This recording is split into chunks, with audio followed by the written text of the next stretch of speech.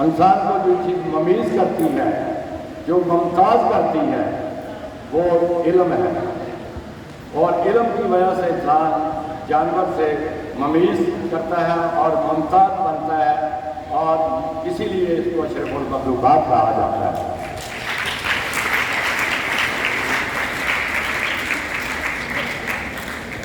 تو میں علم کی بات کر رہا ہوں کہ علم ہی ایک شاعر کا شعر گوش کرنا چاہتا ہوں جو مجھے فرشتہ نہ کہو، مجھے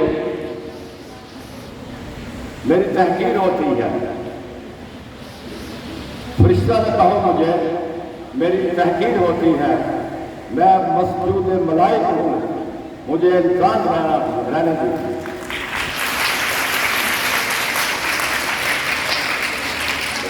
اسی طرح ایک اور شعر میں حال ہی میں بیان فرمایا ہے کہ فرشتوں سے بہتر ہے انسان بننا، مگر اس میں لگتی ہے محنت زیادہ۔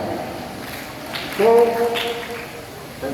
یہ شعر میں نے علم کی اہمیت جو ہے اس کو بیان کرنے کے لیے دی ہے کہ جب علم کی بات کی جائے، میں ایک ادارے میں گیا، پڑھنا پڑتا تھا رات میں، ٹیچر کی اپنی جگہ پر کافی ضرور ہے لیکن آپ نے خود پڑھنا ہے۔ ایک ادارے میں گیا تو وہاں ہائر سیکنڈری اسکول تھا، تو وہاں گیٹ پر ایک فکرہ لکھا ہوا تھا۔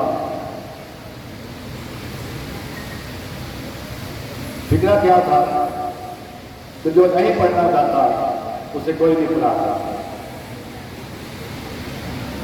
تو میری سمجھ میں وہ فکرہ نہیں آیا،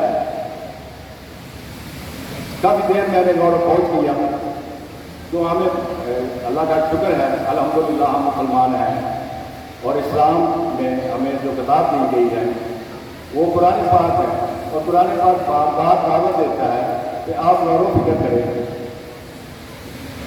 غور و فکر کریں، کیونکہ غور و فکر ہی جو چیز ہے وہ دوسروں سے انسان کو ممتاز کرتی ہے۔ تو میں نے کافی توجہ کی اس پر، فکر تو سادہ تھا لیکن سمجھ نہیں آ رہی، تو ایک مجھے بک مل گئی، اس پر لکھا ہوا تھا کہ you can not teach a man anything, you can only help him, you can not teach a man anything, you can only help him discover it within himself.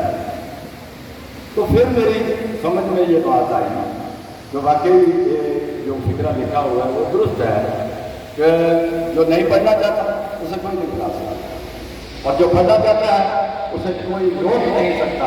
Thank you very much. السلام علیکم۔